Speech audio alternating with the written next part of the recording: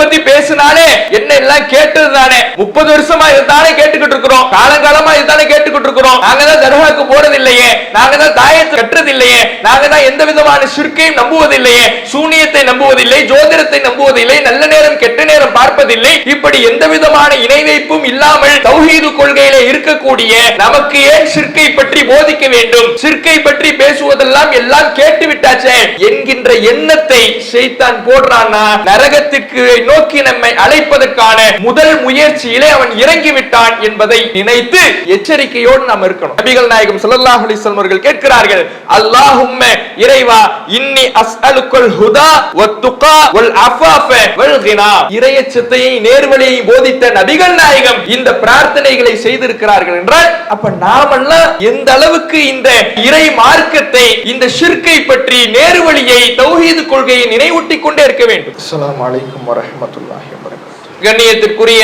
எல்லாம் வல்ல அல்லாஹ்வின் நல்லடியார்களே, இந்த உலகத்தில் வாழுகிற பொழுது பிற மனிதர்களிடத்தில் பல்வேறு தன்மைகள் வெறுப்பிற்குரிய தன்மைகளாக ஒரு மனிதருக்கு இருக்கும். நாம் பிற மனிதர்களோடு இணைந்து வாழக்கூடியவர்களாக, நண்பர்களாக, குடும்பங்களாக, உறவினர்களாக வாழ்ந்து வருகிற பொழுது ஒரு மனிதரின் தன்மை பிற மனிதரை வெறுப்பிற்குள்ளாக்கக்கூடிய வகையிலையும், கோபம் ஏற்படுத்தக்கூடிய வகையிலையும், அவர்களுக்கு மத்தியில இருக்கக்கூடிய உறவுகளும் பாசங்களும் அன்புகளும் முறிவதற்கு காரணமாக அமையக்கூடிய வகையிலையும் இருக்கும். அத்தகைய தன்மைகளில் மிக முக்கியமான தன்மை என்றால், அனைத்து மனிதர்களும் வெறுக்கின்ற ஒரு தன்மை என்றால், ஒரு மனிதன் இன்னொரு மனிதனுக்கு செய்கின்ற துரோகம் தான் ஒரு மனிதன் அதிகமாக வெறுக்கின்ற ஒரு தன்மையாக இருக்கிறார். என்னோடு இருந்தவன், என்னுடைய நண்பன், என்னுடைய குடும்பத்தார், என்னுடைய வீட்டார், என்னுடைய உறவினர்கள், எனக்கு தெரிந்தவர்கள், என்னிடம் வேலை பார்ப்பவர்கள், என்னோடு நெருங்கி பழகியவர்கள், இவர்கள் என்னை ஏமாற்றி விட்டார்கள், எனக்கு எதிரான காரியத்தை செய்து விட்டார்கள், நான் சொன்னதை போல இவர்கள் நடந்து கொள்ளவில்லை என்று ஒரு மனிதன் நினைக்கின்ற பொழுது இந்த தன்மை ஒரு மனிதனால் ஏற்றுக்கொள்ள முடியாத தன்மையாகவும், ஜீரணிக்க முடியாத ஒரு தன்மையாகவும், அதிகமாக கோபத்தையும் வெறுப்பையும் பிற மனிதனின் மீது ஏற்படுத்தக்கூடிய ஒரு செயலாகவும் ஒரு மனிதன் பிற மனிதனிடத்தில் இந்த துரோகம் என்கின்ற தன்மையை பார்க்கிறான். இப்படி ஒரு மனிதனுக்கு துரோகத்தை ஜீரணிக்க முடியவில்லை, ஒரு மனிதனால் பிற மனிதன் தனக்கு செய்கின்ற துரோகத்தை சகித்துக் கொள்ள முடியவில்லை என்றால், படைத்த இறைவன் தனக்கு செய்யக்கூடிய அந்த துரோகத்தை ஒருபோதும் நேசிக்கவோ, ஒருபோதும் விரும்பவோ, மன்னிக்கவோ மாட்டான். அல்லாஹ் திருமறை குர்ஆனிலே சொல்லி காட்டுகிறான், இன்னல்லாஹ லா யுஹிப்பு குல்ல ஹவ்வானின் கஃபூர். அல்லாஹ் ஒவ்வொரு நன்றி கெட்ட துரோகிகளையும் விரும்பவே மாட்டான். ஏன் இப்படியான கடுமையான வார்த்தையை இறைவன் பிரயோகிக்கிறான் என்றால், இந்த உலகத்திலே மனிதர்களை படைத்தது அல்லாஹ்தான். தனக்கு அடிபணிந்து நடக்க வேண்டும் என்பதற்காக இறைவன் மனிதர்களை படைத்திருக்கிறான். தனக்கு கீழ்பணிந்து நடக்க வேண்டும், தனக்கு அடிமையாக இருக்க வேண்டும், தான் சொன்ன அடிப்படையில் இவர்கள் கேட்டு நடக்க வேண்டும், என்னை மட்டுமே வணங்க வேண்டும். இதற்காக நான் மனிதர்களை படைத்திருக்கிறேன், அவர்களுக்கு தேவையான அனைத்தையும் வழங்குகிறேன், உண்ணுவதற்கு உணவை கொடுக்கின்றேன், உடுத்துவதற்கு உடையை கொடுக்கின்றேன், பருகுவதற்கு நீரை கொடுக்கின்றேன், சுவாசிப்பதற்கு காற்றை கொடுத்திருக்கின்றேன். என்னுடைய அருள் இல்லை என்றால் இந்த உலகத்தில் எந்த மனிதனாலும் ஒரு நொடி பொழுது கூட வாழ முடியாது என்கின்ற அளவுக்கு அனைத்து விதமான அருட்கொடையையும் ஒவ்வொரு மனிதனுக்கும் வழங்கி, நீ என்னை மட்டுமே வணங்கு என்று சொல்லி ஒரு மனிதர்களை நான் படைத்திருக்கிறேன். ஆனால் இந்த மனிதர்களோ அனைத்து விதமான அருட்கொடையையும் பெற்றுக் கொள்ளுகிறார்கள், அனைத்து விதமான அருட்கொடைகளையும் ஏற்றுக்கொள்ளுகிறார்கள், இறைவனுடைய அருளால் இந்த உலகத்தில் வாழ்ந்து வருகிறார்கள், எல்லா விதமான அருட்கொடைகளையும் அனுபவித்து விட்டு அல்லாஹ் என்ன சொன்னானோ, தன்னை மட்டுமே வணங்க வேண்டும் என்கின்ற எந்த ஏகத்துவத்தை போதித்தானோ அந்த ஏகத்துவத்துக்கு மாற்றமாக இறைவனுடைய அருட்கொடைகளை ஒரு புறம் வாங்கிக் கொண்டு இன்னொரு புறம் அந்த அல்லாஹ்வை நிராகரிக்கின்ற வகையிலே, அல்லாஹுக்கு இணை கற்பிக்கின்ற வகையிலே, அல்லாஹுக்கு நிகராக வேறு மனிதனையோ இறைவனுடைய அடிமையையோ ஒரு பொருளையோ நிறுத்தக்கூடிய இணை வைப்பு காரியத்தை இந்த மனிதர்கள் செய்கின்ற காரணத்தினாலதான் இது அல்லாஹுக்கு செய்கிற மிகப்பெரிய துரோகம். இது நன்றி கெட்ட செயல். இந்த நன்றி கெட்டவர்களையும் இந்த துரோகிகளையும் அல்லாஹ் ஒருபோதும் விரும்பவே மாட்டான். இறைவனுடைய நேசம் அவர்களுக்கு கிடைக்காது என்று திருமறை குர்ஆனிலே அல்லாஹ் சொல்லி காட்டுகிறான். இப்படி இறைவனுடைய கோபத்திற்குரிய ஒரு செயலாகத்தான் இறைவனுக்கு செய்கின்ற துரோகம் என்கின்ற இணை வைப்பு இருக்கிறது. இந்த இணை வைப்பை பற்றி நாம் அதிகமாக தெரிந்து கொண்டே இருக்க வேண்டும். நம்முடைய வாழ்நாள் முழுவதும் இதை பற்றிய நினைவுகளை, இதை பற்றிய தகவல்களை அவ்வப்போது நாம் நினைவூட்டிக் கொண்டே இருக்க வேண்டும். ஏன்னா இந்த உலக நான் தான் ஷிர்க் வைக்கலையே, நான் தான் தர்காவுக்கு போகலையே, நான் தான் தாயத்து கட்டலையே, நான் ஏன் இந்த தௌஹீதை பற்றி அறிந்து கொள்ள வேண்டும், நான் ஏன் ஷிர்க்கை பற்றி அறிந்து கொள்ள வேண்டும், நான் ஏன் இணை வைப்பை பற்றியான எச்சரிக்கை வார்த்தைகளை கேட்க வேண்டும் என்று ஒரு மனிதனுடைய உள்ளத்திலே எண்ணம் வந்துவிடக் கூடாது. அப்படியான எண்ணம் வரும் என்றால் அது ஷைத்தான் நரகத்தை நோக்கி இந்த மனிதரை அழைத்து செல்வதற்கான முதல் பொறியை தூவி இருக்கிறான் என்று பொருள். ஷிர்க்க பத்தி பேசினாலே என்ன எல்லாம் கேட்டது தானே, 30 வருஷமா இதுதானே கேட்டுக்கிட்டு இருக்கிறோம், காலங்காலமா இதுதானே கேட்டுக்கிட்டு இருக்கிறோம், நாங்க தான் தர்காவுக்கு போறது இல்லையே, நாங்க தான் தாயத்தை கட்டுறது இல்லையே, நாங்க தான் எந்த விதமான ஷிர்க்கையும் நம்புவதில்லையே, சூனியத்தை நம்புவதில்லை, ஜோதிடத்தை நம்புவதில்லை, நல்ல நேரம் கெட்ட நேரம் பார்ப்பதில்லை, இப்படி எந்த விதமான இணை வைப்பும் இல்லாமல் தௌஹீது கொள்கையிலே இருக்கக்கூடிய நமக்கு ஏன் ஷிர்க்கை பற்றி போதிக்க வேண்டும், ஷிர்க்கை பற்றி பேசுவதெல்லாம் எல்லாம் கேட்டு விட்டாச்சே என்கின்ற எண்ணத்தை ஷைத்தான் போடுறான்னா நரகத்திற்கு நோக்கி நம்மை அழைப்பதற்கான முதல் முயற்சியிலே அவன் இறங்கிவிட்டான் என்பதை நினைத்து எச்சரிக்கையோடு நாம் இருக்கணும். ஏன்னா ஷிர்க்க ஒரு குறிப்பிட்ட காலம் தான் நாம் அறிந்து கொள்ள வேண்டும் என்பது இல்லை. ஒரு குறிப்பிட்ட காலம் ஷிர்க்கை பற்றி அறிந்து, குறிப்பிட்ட காலம் ஷிர்க்கை பற்றி நாம தெரிந்து வைத்து குறிப்பிட்ட காலம் ஷிர்க்கை பற்றிய தகவல்களை நம்முடைய உள்ளத்தில் பதித்துவிட்டு மறந்துவிட்டு அதை கடந்து செல்கின்ற வார்த்தைகள் அல்ல, கொள்கை அல்ல. அது நாம் மீண்டும் மீண்டும் நினைவூட்டிக் கொண்டே இருக்க வேண்டும், திரும்ப திரும்ப அறிந்து வைத்துக் கொண்டே இருக்க வேண்டும். நபிமார்கள் நம்மை விட எவ்வளவு ஞானம் பெற்றவர்கள், நம்மை விட எவ்வளவு இறைவனுக்கு நெருக்கமானவர்கள். நபிகள் நாயகம் ஸல்லல்லாஹு அலைஹி வஸல்லம் அவர்களும் சரி, அவர்களுக்கு முந்தைய நபிமார்களும் சரி, இந்த ஷிர்க்கை பற்றி அவர்கள் பயந்திருக்கிறார்கள். நாம் அவர்களை விட சிறந்தவர்களா? அவர்களை விட நாம் மிகச்சிறந்த உறுதிமிக்கவர்களா? ஈமானிய பலம் படைத்தவர்களா? யோசித்து பாருங்கள். நபி இப்ராஹிம் அலைஹிஸ்ஸலாம் அவர்கள் செய்த பிரார்த்தனையை அல்லாஹ் திருமறை குர்ஆனிலே பல்வேறு இடங்களில் பதிவு செய்கிறான். அதில் ஒரு பிரார்த்தனை, வஜ்னுபுனி வபனிய அன் நஅபுதல் அஸ்னாம், இறைவா என்னையும் என் பிள்ளைகளையும் சிலைகளை வணங்குவதை விட்டு பாதுகாத்துடு ரப்பே. இப்ராஹிம் நபி பிரார்த்தனை செய்கிறார்கள். நபி இப்ராஹிம் அலைஹிஸ்ஸலாம் அவர்கள் ஏகத்துவத்தை போதித்தவர்கள், மிகச்சிறந்த நபி, கலீலுல்லா, இறைவனுடைய உற்ற தோழர் என்று இறைவனால் புகழப்பட்ட ஒரே நபி நபி இப்ராஹிம் அலைஹிஸ்ஸலாம் அவர்கள். அத்தகைய இப்ராஹிம் அலைஹிஸ்ஸலாம் அவர்கள் அல்லாஹ்விடத்திலே பிரார்த்தனை செய்கிறார்கள், இறைவா என்னையும் என் பிள்ளைகளையும் சிலைகளை வணங்குவதை விட்டு பாதுகாத்து விடு. நாங்கள் சிலை வணக்கத்திலே ஈடுபட்டு விடக் கூடாது, உனக்கு மாறு செய்கின்ற துரோகம் செய்கின்ற இணை வைப்பு காரியத்திலே நாங்கள் விழுந்து விடக் கூடாது என்று ஷிர்க்கை நபி இப்ராஹிம் அலைஹிஸ்ஸலாம் அவர்கள் தன் வாழ்விலே அஞ்சிருக்கிறார்கள். அதிலிருந்து அல்லாஹ்விடம் பாதுகாப்பு தேடி இருக்கிறார்கள். ஏனென்றால் மனிதனுடைய உள்ளம் எப்போது மாறும், எப்படி மாறும், யார் மாறுவார் என்று யாராலையும் சொல்ல முடியாது. மனிதனுடைய உள்ள அல்லாஹ்வுடைய இரு கைவிரல்களுக்கு இடையிலே இருக்கிறது. அல்லாஹ் நாடிய விதத்திலே அதை புரட்டுவான். ஒரு மனிதர் காலையிலே மூமினாக முஸ்லிமாக ஏகத்துவாதியாக இருக்கிறார் என்றால் மாலையிலே காஃபிராக கூட மாறிவிடலாம். எந்த நிலையிலேயும் ஒரு மனிதன் புரண்டு விடலாம். இதுதான் மனிதனுடைய பலவீனம், யதார்த்தம். இந்த பலவீனம் இருக்கின்ற பொழுது எப்பேற்பட்ட கொம்பனாக இருந்தாலும் சரி, எப்பேற்பட்ட உயரிய நிலையில் நாம் இருந்தாலும் சரி, தௌஹீதை பற்றி ஞானம் படைத்தவர்களாக இருந்தாலும் சரி, ஷிர்க்கை பற்றி எச்சரிக்கையோடு இருக்கக்கூடியவர்களாக இருந்தாலும் சரி, ஒரு குறிப்பிட்ட நாட்களோடு இந்த ஷிர்க்கை பற்றிய உபதேசங்களை கேட்காமல் நிறுத்திவிட்டோம் என்றால் நம்முடைய உள்ளத்திலேயும் ஷைத்தான் விளையாடி நம்மையும் ஷிர்க்கை நோக்கி அழைத்து சென்று விடலாம். அதைத்தான் இந்த இப்ராஹிம் அலைஹிஸ்ஸலாம் அவர்களுடைய பிரார்த்தனை நமக்கு கற்றுத்தருகிறது. யாருனாலும் தவறி போயிடலாம். அல்லாஹ்வுடைய தூதர் நபிகள் நாயகம் ஸல்லல்லாஹு அலைஹி வஸல்லம் அவர்கள் அதிகமாக கேட்கக்கூடிய பிரார்த்தனையை நபி தோழர்கள் அறிவிக்கிறார்கள். நபிகள் நாயகம் ஸல்லல்லாஹு அலைஹி வஸல்லம் அவர்கள் கேட்கிறார்கள், அல்லாஹும்ம இறைவா இன்னி அஸ்அலுக்கல் ஹுதா வத்துகா வல் அஃபாஃப வல் கினா. இறைவா நான் உன்னிடத்தில் நேர்வழியை கேட்கிறேன், இறையச்சத்தை கேட்கிறேன், சுயமரியாதையை கேட்கிறேன், தேவையற்ற தன்மையை கேட்கிறேன், நல்ல நிலைமையை எனக்கு கொடு. இந்த பிரார்த்தனையை யார் கேட்கிறா? நபிகள் நாயகம் ஸல்லல்லாஹு அலைஹி வஸல்லம் கேட்கிறார்கள். நம்மை நேர்வழியை நோக்கி அழைத்த அல்லாஹ்வுடைய தூதரவர்கள், நேர்வழியை நமக்கு போதித்த நபிகள் நாயகம் ஸல்லல்லாஹு அலைஹி வஸல்லம் அவர்கள் இறைவனிடத்திலே கையேந்தி இன்னி அஸ்அலுக்கல் ஹுதா, இறைவா உன்னிடத்தில் நான் நேர்வழியை கேட்கிறேன், வத்துகா இறையச்சத்தை கேட்கிறேன்.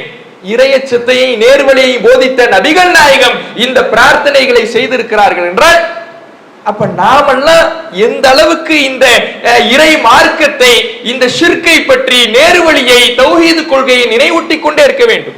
அதே போல இன்னொரு இடத்துல ரசூலுல்லாஹ் கேட்கிறாங்க, யா முகல்லிபல் குலூப், உள்ளங்களை புரட்டக்கூடியவனே, சப்பித் கல்பி அலா தீனி, என்னுடைய உள்ளத்தை உன்னுடைய மார்க்கத்தில் நீடித்து நிலைத்திருக்க செய்வாயாக. ரசூலுல்லாஹ் அதிகமாக கேட்கின்ற பிரார்த்தனைகளில் எதுவும் ஒன்று என்று ஹதீஸ்களில் அறிவிக்கப்படுது. என் உள்ளத்தை ஓ மார்க்கத்தில் நிலைத்திருக்க செய். அந்த நபிகள் நாயகம் ஸல்லல்லாஹு அலைஹி வஸல்லம் அவர்கள் வழிகாட்டிய வழிபடிதான் நாம் நடந்து கொண்டிருக்கிறோம். நமக்கு மார்க்கத்தை சொன்னவர்கள் அல்லாஹ்வுடைய தூதரவர்கள், குர்ஆனை எடுத்துரைத்தவர்கள் அல்லாஹ்வுடைய தூதரவர்கள். மக்கத்து முஷ்ரிக்கீன்கள் சிலை வழிபாட்டிலே இருந்த பொழுது அந்த சிலைகளை எல்லாம் தகர்த்தெறிந்து ஏகத்துவத்தை நிலைநாட்டியவர்கள் அல்லாஹ்வுடைய தூதரவர்கள். அந்த அல்லாஹ்வுடைய தூதரவர்கள் இறைவா உன் மார்க்கத்திலே என்னுடைய உள்ளத்தை நிலைத்திருக்க செய் என்று கேட்டு இருக்கிறார்கள் என்றால் நாம எந்த அளவுக்கு இந்த மார்க்கத்தை நினைவூட்டிக் கொண்டே இருக்க வேண்டும், இந்த மார்க்கத்தை பற்றி தெரிந்து வைத்துக் கொண்டே இருக்க வேண்டும், இதிலே உறுதியாக இருப்பதற்கு முயற்சிகளை எடுக்க வேண்டும். நாம இந்த மார்க்கத்தை நீடித்து நிலைத்திருக்க வேண்டும் என்றால் பிரார்த்தனைகளை செய்வதோடு நம்முடைய ஈமானை, நம்முடைய கொள்கையை, ஷிர்க் என்கின்ற மாபாதகத்தை, இறைவனுக்கு செய்கின்ற துரோகத்தை நாம் நினைத்து பார்த்து கொண்டே இருக்க வேண்டும், நாம் நினைவூட்டிக் கொண்டே இருக்க வேண்டும், அது பற்றிய தகவல்களை அறிந்து வைத்துக் கொண்டே இருக்க வேண்டும் என்பதைத்தான் இந்த செய்திகள் எல்லாம் நமக்கு காட்டுகிறது. நபி இப்ராஹிம் அலைஹிஸ்ஸலாம் அவர்களை பற்றி இறைவன் திருமறை குர்ஆனிலே பேசுகிறான். அவர்கள் தன்னுடைய மகன்களுக்கு மரண தருவாயில உபதேசம் செய்யறாங்க. வஸ்ஸாபிஹா இப்ராஹிமு பனீஹி வ யாக்கூப், இப்ராஹிமும் யாக்கூபும் தன்னுடைய மகன்களுக்கு மரண உபதேசம் செய்தார்கள். தங்களுடைய மரண தருவாயில வசியத்து செய்கிறார்கள், உபதேசம் செய்கிறார்கள். என்ன உபதேசம்? இன்னல்லாஹ் இஸ்தஃபாலக்குமுத்தீன், அல்லாஹ் தான் இந்த மார்க்கத்தை உங்களுக்கு தேர்ந்தெடுத்திருக்கிறான். ஃபலா தமுத்துன்ன இல்லா வ அன்தும் முஸ்லிமூன், நீங்கள் முஸ்லிம்களாகவே தவிர மரணித்து விடாதீர்கள். நீங்கள் இப்போது முஸ்லிமாக இருக்கிறீர்கள், நான் சொல்லுகிறேன் ஏகத்துவத்தை ஏற்றுக்கொண்டு விட்டீர்கள், இப்போது எங்களுக்கு மரணம் வருகிறது, நாங்கள் மரணிக்க போகிறோம், நான் மரணித்த பிறகு நீங்கள் இந்த மார்க்கத்திலே உறுதியா இருங்க, முஸ்லிம்களாகவே தவிர மரணித்து விடாதீர்கள். இப்ராஹிம் அலைஹிஸ்ஸலாம் அவர்கள் தன்னுடைய மகன்களுக்கு சொல்றாங்க. மகன்கள் யாரு? இஸ்மாயில் அலைஹிஸ்ஸலாம் நபி, இஸ்ஹாக் அலைஹிஸ்ஸலாம் நபி. தன்னுடைய மகன்களுக்கு அவர்களே நபிமார்கள் தான். அந்த நபிமார்களுக்கு என்ன இப்ராஹிம் அலைஹிஸ்ஸலாம் அவர்கள் போதிக்கிறாங்கன்னா, நீங்க முஸ்லிம்களாக மௌத்தா போங்க, நீங்கள் இணை வைத்து விடாதீர்கள், இறைவனுக்கு இணை கற்பித்து விடாதீர்கள், ஏகத்துவவாதிகளாக தௌஹீதை ஏற்றவர்களாக லா இலாஹ இல்லல்லாஹ் என்கின்ற கொள்கையிலே உறுதிமிக்கவர்களாக நீங்கள் வாழ்ந்து மரணியுங்கள் என்று இப்ராஹிம் அலைஹிஸ்ஸலாம் அவர்கள் சொன்ன செய்தியை பார்க்கிறோம். அதை தொடர்ந்து அடுத்த வசனத்துல பேசுகிறான். நபி யாக்கூப் அலைஹிஸ்ஸலாம் அவர்கள் தன்னுடைய மகன்களுக்கு உபதேசம் செய்யறாங்க. யாக்கூப் அலைஹிஸ்ஸலாம் அவர்களுடைய மகன்களில் ஒருவர் நபி யூசுப் அலைஹிஸ்ஸலாம். இந்த மகன்களுக்கெல்லாம் மரண தருவாயில உபதேசம் செய்யறாங்க. எனக்கு பிறகு நீங்கள் எதை வணங்குவீர்கள்? யாக்கூப் அலைஹிஸ்ஸலாம் கேட்கிறாங்க. அப்போ அந்த மகன்கள்லாம் சொல்றாங்க, நஅபுது இலாஹக வ இலாஹ ஆபாயிக இப்ராஹீம வ இஸ்மாஈல வ இஸ்ஹாக், நாங்கள் உங்களுடைய இறைவனாகிய, உங்களுடைய முன்னோர்களான இப்ராஹிம், இஸ்மாயில், இஸ்ஹாக்குடைய இறைவனாகிய இலாஹன் வாஹிதா, ஒரே இறைவனான அல்லாஹை மட்டுமே வணங்குவோம். வ நஹ்னு லஹு முஸ்லிமூன், நாங்கள் அவனுக்கே கட்டுப்பட்டு நடப்போம். அந்த மகன்கள் சொல்றாங்க. தகப்பனார் நபியா இருக்கிறாரு, மகன் நபியா இருக்கிறாரு, தகப்பனார் மகனுக்கு மரண தருவாயில உபதேசிட்டு போயிறாரு, இந்த மார்க்கத்தை விட்டு தடம் புரண்டாதீங்க, ஷிர்க் உங்கள்கிட்ட வந்துட வேணாம், இறைவனை விடுத்துவிட்டு மற்றவர்களை வணங்குகிற தன்மை வந்துவிட வேண்டாம், இறைவனை மட்டும் வணங்கக்கூடியவர்களாக நீங்கள் இருங்கள், அதே நிலையில் மரணியுங்கள் என்று நபி தன்னுடைய மகன்களுக்கு, அவர்களும் நபிமார்களாக இருக்கக்கூடியவர்களுக்கு உபதேசம் செய்திருக்கிறார்கள். அப்ப நாம எந்த நிலையில இருக்கிறோம் யோசித்து பாருங்கள். இன்றைக்கு ஷிர்கை பற்றி தெரிந்து கொள்வதே ஒரு மிகப்பெரிய அலட்சியத்துக்குரிய செயலாக, மிகப்பெரிய ஒரு போரான விஷயமாக, ஷிர்க்கு தானே நமக்கு தெரியாததா, ஷிர்க்கு தானே, ஷிர்கை பற்றி எவ்வளவு நாள் தான் பேசுவது, நாம தான் ஷிர்கை பற்றி தெரிந்து விட்டோமே, இணை வைப்பு என்றால் என்னவென்று தெரிந்து விட்டது, இணை வைப்பு நரகத்திற்குரிய காரியம் என்று தெரிந்து விட்டது, நாமெல்லாம் தௌஹீத்வாதிகளாக ஆகிவிட்டோம், நம்மிடத்தில் மீண்டும் மீண்டும் மீண்டும் மீண்டும் ஷிர்கை பற்றியே பேசுவதா? இப்படியான எண்ணம் நமக்கு பலர்கள் இடத்திலே இந்த எண்ணம் மேலாடுவதை பார்க்க முடிகிறது. ஷிர்கை பற்றி பேசிக்கிட்டே தான் இருக்கணும், ஷிர்கை பற்றி சொல்லிக் கொண்டே தான் இருக்க வேண்டும், ஷிர்கை பற்றி நாம் கேட்டுக்கொண்டே தான் இருக்க வேண்டும். அப்போதுதான் நம்முடைய ஈமான் பரிசுத்தமான ஈமானாக இருக்கும், ஷிர்க் கலந்திராத ஈமானாக இருக்கும். அல்லாஹ் திருமறை குர்ஆனில் நேர்வழி பெற்றவர்களை பற்றி சொல்லுகிற பொழுது அல்லதீன ஆமனு வலம் யல்பஸு ஈமானஹும் பிதுல், நம்பிக்கை கொண்டிருப்பார்கள், அவர்களுடைய ஈமானிலே அநியாயம் கலந்திருக்காது, அவர்கள் தான் நேர்வழி பெற்றவர்கள் அல்லாஹ் சொல்றான். நம்பிக்கை கொண்டவர்கள் தான், அல்லாஹ்வை வணங்கக்கூடியவர்கள் தான், ஆனா அவர்களுடைய ஈமான்ல அநியாயம் கலந்திருக்காது. அநியாயம்னா என்ன? ரசூலுல்லாஹ் தெளிவுபடுத்துறாங்க, லுக்மான் அலைஹிஸ்ஸலாம் அவர்கள் தன்னுடைய மகனுக்கு ஒரு அநியாயத்தை சொல்லி கொடுத்தாரே, அந்த அநியாயம் தான். லுக்மான் அலைஹிஸ்ஸலாம் எந்த அநியாயத்தை சொல்லி கொடுத்தார்கள்? லா துஷ்ரிக் பில்லாஹ், அல்லாஹ்வுக்கு இணை கற்பித்து விடாதே, இன்ன ஷிர்க லதுல்முன் அலீம், ஷிர்க் என்பது இணை வைத்தல் என்பது மிகப்பெரிய அநியாயம்னு. அந்த அநியாயத்தை உன் ஈமானோட கலந்துடாத. நாம தௌஹீத்வாதியாகத்தான் இருப்போம், ஈமான் கொண்டவர்களாகத்தான் இருப்போம், அல்லாஹை மட்டும் நம்பியவர்களாகத்தான் இருப்போம், தர்காவை மறுக்கக்கூடியவர்களாக இருப்போம், கபரு வழிபாட்டை மறுக்கக்கூடியவர்களாக இருப்போம், தாயத்தை, ஜோதிடத்தை, சூனியத்தை, இப்படி என்னவெல்லாம் இணை வைப்பு காரியங்கள் இருக்கிறதோ அனைத்தை மறுக்கக்கூடியவர்களாகத்தான் இருப்போம். அதில் சிறிதளவு அநியாயம் கலந்து விட்டால், ஷிர்க் கலந்து விட்டால் நம்முடைய பாதை, நேர்வழி பாதை தவறிவிடும்னு இந்த வசனம் சொல்லுது. கலக்காம இருக்கிறதுக்கு என்ன செய்யணும்? இந்த உபதேசங்களை, ஷிர்கை பற்றி தகவல்கள் அறிந்து கொண்டே இருக்க வேண்டும். ஷிர்க்னா என்ன, இணை வைத்தல்னா என்ன, அல்லாஹுக்கு இன்றைக்கு இணை வைத்தல்னா என்ன என்கின்ற புரிதல் பலரிடத்துல தவறான புரிதலாக இருப்பதை பார்க்க முடிகிறது. இணை வைத்தல்னா என்ன நினைக்கிறாங்க? இணை வைத்தல்னா அல்லாஹுக்கு சரிசமமாக ஆக்குவது. லா இலாஹ இல்லல்லாஹ் என்று சொல்லுகிறோம், வணக்கத்திற்குரியவன் அல்லாஹ்வை தவிர யாரும் இல்லை என்று, அல்லாஹ்வை தவிர யாரும் இல்லை என்று சொல்லிவிட்டு அல்லாஹும் இறைவன், இதோ இந்த மனிதரும் இறைவர், அல்லாஹும் இறைவன், இதோ இந்த பொருளும் இறைவன் என்று சொல்வது ஷிர்க், சரிக்கு சமமாக ஆக்குவது. அது மட்டும் இணை வைப்பு இல்லை. எல்லாரும் அதைத்தான் இணை வைப்பு நினைச்சுக்கிட்டு தான் இன்றைக்கு தர்கா வழிபாட்டுல இருக்கிறாங்க. நாங்க என்ன இந்த கபர்ல அடங்கி கிடக்கிறவர் அல்லாஹ்னா சொன்னோம், கையில கட்டி இருக்கிற கயிறு என்ன அல்லாஹ்னா சொன்னோம். ஏன் இந்த கேள்விலாம் வருதுன்னா, நாங்க சரிக்கு சமமாக்குனா தானே இணை வைப்பு, இப்படி நினைச்சுக்கிட்டு இருக்கிறாங்க. அது மட்டும் இணை வைப்பு இல்லை. இறைவனை நம்புவதை போல, அல்லாஹ்வை நம்புவதை போல, அல்லாஹ்வுடைய ஆற்றலை, அல்லாஹ்வுடைய பண்பை, அல்லாஹ்வுடைய அதிகாரத்தை நம்புவதை போல அணுவளவு நம்பிக்கையை ஒரு மனிதரின் மீதோ, ஒரு பொருளின் மீதோ, ஒரு படைப்பினத்தின் மீதோ நாம் வைத்தால் கூட, கற்பனை செய்தால் கூட அதுவும் இணை வைத்தல் தான். இறைவன் குர்ஆனிலே சொல்லுகிறான், சூரத்துல் ஃபாத்திர், வல்லதீன ததுஊன மின் தூனிஹி மா யம்லிகூன மின் கித்மீர், அல்லாஹ்வை விடுத்துவிட்டு இவர்கள் யாரையெல்லாம் வணங்குகிறார்களோ, அழைக்கிறார்களோ, பிரார்த்திக்கிறார்களோ அவர்களுக்கு அணு அளவு கூட ஆற்றல் இல்லை. அல்லாஹ் சொல்லிவிட்டான். கடுகின் விதை அளவு கூட ஆற்றல் இல்லை. அந்த அளவு கூட ஆற்றல் இல்லைன்னு அல்லாஹ் சொல்றான்னா, அந்த அளவு ஆற்றல் இருக்குது நம்பினா கூட எங்க கொண்டு போய் சேர்த்தணும்? ஷிர்க்ல போய் சேர்த்தணும். சரிக்கு சமமாக ஆக்கணுங்கிற அவசியமே இல்லை. அல்லாஹ்வுடைய ஆற்றல், அதிகாரம், பண்பை போல இவருக்கு ஒரு அணுவளவு இருக்குது, ஒரு சிறிய புள்ளி அளவு இருக்கிறது, கடுகின் விதை அளவு இருக்கிறது என்று நம்பிட்டா கூட அதுவும் ஷிர்க் தான். ரொம்ப சிம்பிளா ஷிர்க்கை விளங்கிக்கலாம். இந்த உலகத்துல அல்லாஹ் படைத்தவன், அல்லாஹ்வை தவிர்த்து அனைத்தும் படைப்பினங்கள். இந்த படைப்பினங்களுக்கு ஒவ்வொன்றுக்கும் ஒவ்வொரு இயற்கை தன்மைங்கிறது இருக்கும். எல்லாத்துக்குமே ஒவ்வொரு இயற்கை தன்மைன்னு இருக்கு. என்ன இயற்கை தன்மை? யதார்த்தமான ஒரு ஆற்றல், ஒரு தன்மை ஒண்ணு அல்லாஹ் கொடுத்திருப்பான் இயற்கையாக. இப்ப உதாரணத்துக்கு கயிறு இருக்கு. இந்த கயிறை வச்சு என்ன பண்ணுவோம்? கட்டுவோம். கட்டி துணி காய போடலாம். கயிறு இருக்கு, ஏதாவது ஒரு பொருளை இறுக்கி கட்டலாம். இப்படி இந்த கயிறு என்பதற்கு கட்டுவதற்கு பயன்படக்கூடியது.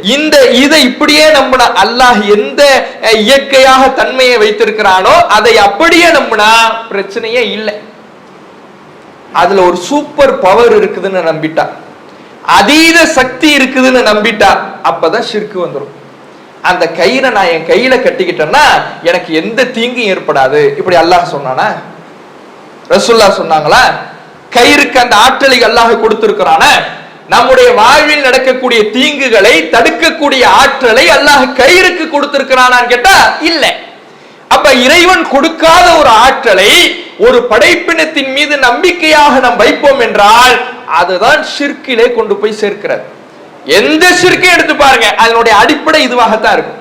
தர்கா வழிபாட்டுல மௌத்தான ஒரு மனிதரிடத்துல மௌத்தாகிவிட்டால் இந்த உலகத்துக்கும் அவருக்குமான தொடர்பு முடிந்து விட்டது என்று இருக்கின்ற பொழுது மௌத்தானவர்கிட்ட கேட்டா அவருக்கு தெரியும், எந்த மொழியால் அழைத்தாலும் எங்கிருந்து அழைத்தாலும் எப்படி அழைத்தாலும் அவரால் அறிந்து கொள்ள முடியும் என்று. அர்ஷில் இருக்கின்ற அல்லாஹ்வை நம்புவதை போல இறந்த மனிதர்களை நம்புகிறார்களே, அதுதான் ஷிர்க். ஒரு எலுமிச்சை பழத்தை எலுமிச்சை பழமா பார்க்கிறவரை பிரச்சனை இல்ல, அந்த ஜூஸ் போட்டு குடிக்கிறவரை பிரச்சனை இல்ல, சமையலுக்கு பயன்படுத்துறவரை பிரச்சனை இல்ல. அந்த எலுமிச்சம்பழம் ரோட்ல கிடந்துச்சுன்னா அதை மிதிச்சிடாத, எவனாவது செய்வன வச்சிருப்பா, அதை மிதிச்சுன்னா கேடு எல்லாம் திஷ்டி எல்லாம் ஓமேல வந்துடும். நம்பினா ஷிர்க். ஏன்? நன்மையை தீமையை கொடுக்கிற தன்மை அதுக்கு கிடையாது. ஒரு காஞ்ச மிளகா பாத்தீங்கன்னா பிரச்சனை இல்ல, அதே ரோட்ல கிடக்கும் பொழுது அதை கொஞ்சம் ஒதுங்கி அதை மிதிச்சிட்டா நமக்கு கேடெல்லாம் வந்துடும் நினைச்சீங்கன்னா ஷிர்க். எந்த ஒரு பொருளையும் எந்த ஒரு படைப்பினத்தையும் அதை அப்படியே பாத்தீங்கன்னா பிரச்சனையே இல்லை.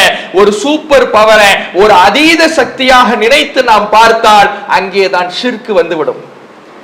இந்த ஷிர்க்க திரும்ப திரும்ப நீங்க நினைத்து கொண்டே இருக்க வேண்டும், திரும்ப திரும்ப நினைவூட்டி கொண்டே இருக்க வேண்டும், ஈமானுக்கு உரம் சேர்த்து கொண்டே இருக்க வேண்டும். அதிலே அலுப்பு வந்து விடக்கூடாது, அதிலே அலட்சியம் வந்து விடக்கூடாது. ஏன்னா மறுமையில அல்லாஹ் நம்மளை படைச்ச உடனே ஒரு ஏற்பாட்டை செய்யறான். என்ன ஏற்பாடு செய்யறான்னா, அலஸ்து பிரப்பிக்கும், நான் தானே உங்களுடைய இறைவன் அல்லாஹ் கேட்கிறான். படைச்சிட்டு எல்லா மனிதர்களிடத்திலையும் அல்லாஹ் கேட்கிறான். படைச்ச உடனே ஆதம் அலைஹிஸ்ஸலாம் அவர்களை படைக்கிறான். படைச்சிட்டு அவர்களுடைய சந்ததிகளை அதே உலகத்துல வெளிப்படுத்துறான். முதல்ல வெளிப்படுத்தல அலஸ்து பிரப்பிக்கும், உங்களுடைய இறைவன் நான் தானே அல்லாஹ் கேட்கிறான். பலா இறைவா, ஆமா நீ தான் இறைவன். எல்லா மனிதனும் சொல்லிட்டோம்னா நீங்க எல்லாம் இந்த உலகத்துல முதல் மனிதர் ஆதம் அலைஹிஸ்ஸலாம் அவர்களிலிருந்து இந்த உலகம் அழிகின்ற வரை ஒரு மனிதர் பிறப்பார் என்றால் அவர் வரை எல்லாரும் சொல்லிட்டோம், யா அல்லாஹ் நீ தான் எங்களுடைய இறைவன் சொல்லிட்டோம். ஏன் அல்லாஹ் கேட்டேன்னு நம்மள்ட்ட சொல்றான்? ஏன் தெரியுமா இதை நான் உங்கள்கிட்ட கேட்டேன்? ஏன்னா மறுமை நாள்ல வந்துட்டு நீங்க இன்னா குன்னான் ஹாதா காஃபிலின், இறைவா இதை விட்டு நாங்க அலட்சியமானவர்களாக இருந்துட்டோம் அப்படின்னு நீங்க காரணம் சொல்லக்கூடாது. அதனாலதான் இப்பயே கேட்டுட்டேன். உலகத்துல நீ அலட்சியமா இருந்துட்டு இந்த ஷிர்கை பற்றி கேட்கும் பொழுதெல்லாம் போர் அடிக்குது, எனக்கு தெரிஞ்சது தானே, ஏன்னா நான் கேட்டதுதான் அல்லாஹுக்கு முன்னாலே நம்ம சாட்சி கொடுத்ததுதான். ஆனாலும் மறுமை நாள்ல நம்ம எப்படி வந்து சொல்லுவோமா, காஃபிலின் நான் அலட்சியமா இருந்துட்டேன், நான் பொடுபோக்கா இருந்துட்டேன், நான் அலட்சியமா இருந்த போது ஷைத்தான் என்னை வழிகெடுத்துட்டான். இந்த பதிலெல்லாம் அல்லாஹ்விடத்திலே செல்லுபடியாகவே ஆகாது. இதைத்தானே சொன்னேன். இதனால்தானே நீ திரும்ப திரும்ப நினைவூட்டிக் கொள்ள வேண்டும். இதனால் தானே நபிமார்கள் அஞ்சினார்கள். அல்லாஹ் அதனால்தான் இந்த ஷிர்கை பற்றி அவ்வளவு எச்சரிக்கிறான். ஒவ்வொரு நபிமார்களுக்கும் அல்லாஹ் அறிவித்திருக்கிறான். ஒவ்வொரு நபிமார்களுக்கும் அல்லாஹ் அறிவித்த செய்தி, லைன் அஷ்ரக்த லயஹ்பதன் அமலுக், நபிமார்களே நீங்கள் இணை வைத்தால் கூட, இணை வைப்பிலிருந்து மக்களை ஏகத்துவத்தை நோக்கி அழைப்பதற்காகத்தான் நீங்கள், ஒருவேளை நீங்கள் இணை வைத்தால் கூட லயஹ்பதன் அமலுக், உங்களுடைய அமல்கள் நீங்கள் செய்த நல்லறங்கள் அனைத்தும் அழிந்து நாசமாகிவிடும், எந்த பிரயோஜனமும் கிடையாது. ஒவ்வொரு நபிமார்களுக்கும் அல்லாஹ் எச்சரித்திருக்கிறான். இன்னும் இறைவன் இந்த திருமறை குர்ஆனிலேயும் இதற்கு முந்தைய வேதங்களிலேயும் சொன்ன தகவல், மை யுஷ்ரிக் பில்லாஹ் ஃபகத் ஹர்ரமல்லாஹு அலைஹில் ஜன்னah, யார் அல்லாஹ்வுக்கு இணை கற்பிக்கிறாரோ அல்லாஹ் அவருக்கு சொர்க்கத்தை ஹராம் ஆக்கி விடுகிறான். இணை வச்சுட்டா சொர்க்கம் ஹராம். அதுக்கு கீழ்நிலையில் இருக்கிற பாவத்தை செஞ்சாவது இறைவனுடைய மன்னிப்பை பெறலாம், இறைவன் நாடுகிற பொழுது. ஆனா இந்த இணை வைத்து விட்டால் மன்னிப்பே கிடையாது, சொர்க்கத்தினுடைய வாடையை நுகர முடியாது, நரகம் நிரந்தர நரகம், சொர்க்கம் ஹராமாக்கப்பட்டு விடும் என்று அல்லாஹ் திருமறை குர்ஆனிலே சொல்லுகிறானே. அவ்வளவு பெரிய பாவத்துல நமக்கு அலட்சியம் வரலாமா? யோசித்து பாருங்க. இந்த உலகத்துல நம்ம ஒரு இடத்துல வேலை செய்யறோம், வேலை செய்யும் பொழுது மாதந்தோறும் சம்பளம் வாங்குறோம். என்ன ஒரே மாசம் மாசம் சம்பளம் வாங்குறதுக்கு போர் அடிக்குது சொல்லுவோமா? ஏன் சொல்ல மாட்டோம்? நமக்கு அதனால பயன் இருக்குதுங்கிறதுனால எத்தனை தடவை, மாசத்துக்கு நீங்க 2 தடவை கூட சம்பளம் கொடுங்க, டெய்லி கூட சம்பளம் கொடுங்க அப்படின்னு கேட்டு வாங்கிக்குவோம். அதுவே ஷிர்க பத்தி நாம சொல்வதாக இருந்தா அதுல அலட்சியம் வருது. ஷிர்க பத்தி கேட்காததா எத்தனை வருஷமா கேட்டுக்கிட்டு இருக்கிறோம், இது அலட்சியம் வரக்கூடாது. இது அதை விட முக்கியமானது, மறுமையிலே மிகப்பெரிய நஷ்டத்தை பெற்று தரக்கூடியதாக இருக்கிறார். நபிகள் நாயகம் ஸல்லல்லாஹு அலைஹி வஸல்லம் அவர்கள் இந்த ஷிர்கை குறித்து எந்த அளவுக்கு எச்சரித்தாங்க. கடைசி தருவாய் நோய்வாய்ப்பட்டிருக்கிறாங்க. எந்த அளவுக்கு நோய்வாய்ப்பட்டிருக்கிறாங்க? எழுந்திருச்சு ரசூலுல்லாஹ்வால் நிக்க முடியல. உங்களில் இருவர் படுகின்ற வேதனையை நான் ஒருவர் சுமந்து கொண்டிருக்கிறேன். 2 பேருக்கு நோய்வாய்ப்பட்டிருக்குது. 2 பேருடைய வேதனையை சேர்த்தால் எவ்வளவு வேதனை, எவ்வளவு கொடுமை இந்த உடல் அனுபவிக்குமோ அவ்வளவு வேதனையையும் கொடுமையையும் ஒரு ஆளாக நான் சுமந்து கொண்டிருக்கிறேன். நபிகள் நாயகம் ஸல்லல்லாஹு அலைஹி வஸல்லம் அவர்கள் சொன்னார்கள். அவ்வளவு வேதனை. வீட்டில படுத்திருக்கிறார்கள், தொழுகைக்கு அழைப்பு கொடுக்கப்படுகிறது, எழுந்திருக்கலாம் என்று எழுந்திருக்கிறார்கள், அமருகிறார்கள், உளு செய்ய பாத்திரம் கொண்டு வரப்படுகிறது, உளு செய்கிறார்கள், அமர்ந்தே உளு செய்து விட்டு எழுந்திருச்சு நிக்கிறாங்க. மயக்கம், நிக்க முடியல. 3 முறை இப்படியே மயக்கம் போட்டு அல்லாஹ்வுடைய தூதர்கள் விழுகிறார்கள். கடைசியில் தொழுகை நேரம் முடிகின்ற பொழுது கூட நடந்து போக முடியல. ரசூலுல்லாவை இழுத்துக்கிட்டு போறாங்க. 2 பக்கமும் 2 நபி தோழர்கள், கால் 2ம் பாலைவன மணலிலே அந்த விரல்கள் கோடு கிழித்து கொண்டே போகுது. இவ்வளவு கொடுமையில ரசூலுல்லாஹ் சொன்ன எச்சரிக்கை என்ன தெரியுமா? லஅனல்லாஹுல் யஹூத வன் நஸாரா, யூதர்களையும் கிறிஸ்தவர்களையும் அல்லாஹ் சபிப்பானாக. இத்தஹது குபூர் அன்பியாஹி மசாஜிதா, நபிமார்களுடைய கபறுகளை எல்லாம் அந்த யூதர்களும் கிறிஸ்தவர்களும் வணங்கும் இடங்களாக எடுத்துக்கொண்டார்கள். அதனால் இறைவனுடைய சாபத்துக்கு அவர்கள் ஆளானார்கள். இன்றைக்கு இந்த ஷிர்க இந்த சமுதாயத்தில் இன்றைக்கு செஞ்சுக்கிட்டு இருக்கிறாங்களா இல்லையா? கபர் வழிபாட்டிலே ஈடுபட்டு கொண்டிருக்கிறார்களா இல்லையா? தர்கா வழிபாட்டிலே அலட்சியத்தோடு செய்து கொண்டிருக்கிறார்களா இல்லையா? கந்தூரி விழாக்களையும் தர்கா வழிபாடுகளையும் அதில் கொண்டாடப்படுகின்ற திருவிழாக்களையும் ஏதோ நன்மையை போல, இஸ்லாத்துக்கு உகந்த செயலை போல ப்ரமோட் செய்து சமூக வலைதளங்களிலே ஒளிபரப்பிக் கொண்டு மிக தைரியமாக நரகத்தை நோக்கி மக்களை அழைத்துக் கொண்டிருக்கிறார்களே. நாமையே ஷிர்கை பற்றி அறிவதற்கு அலட்சியம் காட்டணும். சத்தியத்தை மக்களிடத்திலே சொல்வதற்கு சோம்பல் கட்ட வேண்டும். நம்மீதுதானே கடமை. தௌஹீதை அறிந்த மக்கள் தானே ஷிர்கை எடுத்து சொல்ல வேண்டும். யோசித்து பாருங்கள்.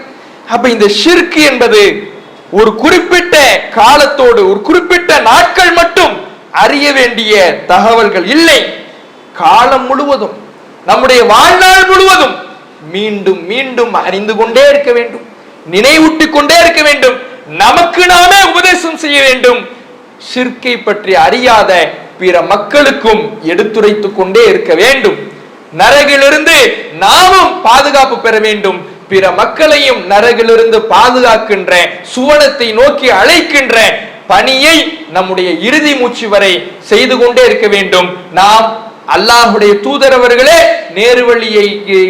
நேர்வழியை கேட்டு இறைவனிடத்தில் பிரார்த்தித்திருக்கிற பொழுது நம்முடைய ஈமானிய பலத்துக்கெல்லாம் நாம மீண்டும் மீண்டும் அந்த நேர்வழியை அல்லாஹ்விடத்திலே கேட்டுக்கொண்டே இருக்க வேண்டும். அந்த நேர்வழியிலே நிலைத்திருக்கக்கூடிய மக்களாக அல்லாஹ் உங்களையும் என்னையும் ஆக்கி அருள் புரிவானாக. அஸ்ஸலாமு அலைக்கும் வரஹ்மத்துல்லாஹி வபரகாத்துஹு. இஸ்லாம் மற்றும் சமுதாய செய்திகளை அறிந்து கொள்ள தமிழ்நாடு தௌஹீத் ஜமாஅத் யூடியூப் பக்கத்தை உடனடியாக சப்ஸ்கிரைப் செய்து கொள்ளுங்கள். மேலும் பெல் பட்டனையும் கிளிக் செய்து கொள்ளுங்கள்.